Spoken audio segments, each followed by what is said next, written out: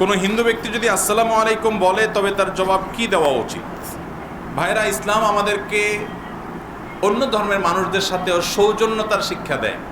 আমরা একটা সমাজে যখন বসবাস করব, বিভিন্ন ধর্মের মানুষ, অন্যান্য ধর্মের মানুষের সাথে আমাদের সৌজন্য, সম্প্রীতি, সৌহার্দ্য থাকবে।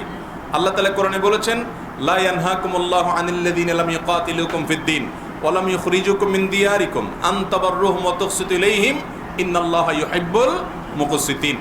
এই সমস্ত ভিন্ন ধর্মের মানুষেরা, অন্যান্য ধর্মের মানুষেরা যারা মুসলমান না, তারা যদি তোমাদের উপরে যুদ্ধ চাপিয়ে না দেয়, তোমাদের দেশ থেকে বের করে না দেয়, সহাবস্থান করে, তাহলে সেক্ষেত্রে তাদের প্রতি ন্যায়নিষ্ঠ আচরণ করতে আল্লাহ নিষেধ তো করেনই না, বরং ন্যায়নিষ্ঠ আচরণকারীকে আল্লাহ ভালোবাসে।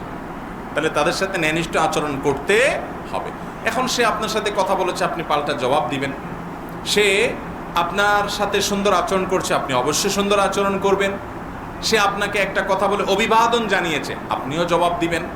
কিন্তু আসসালামু আলাইকুম ওয়া রাহমাতুল্লাহি ওয়া বারাকাতুহু, প্রথম কথা হলো যে সালাম এটা আল্লাহ তাআলার গুণবাচক নাম।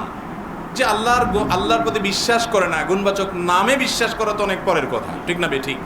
অতএব তিনি যদি আপনাকে আসসালামু আলাইকুম ওয়া রাহমাতুল্লাহ বলেন, আপনি সৌজন্যতার খাতিরে অবশ্যই জবাব বলবেন ওয়া আলাইকুম। কি বলবেন? ওয়া আলাইকুম।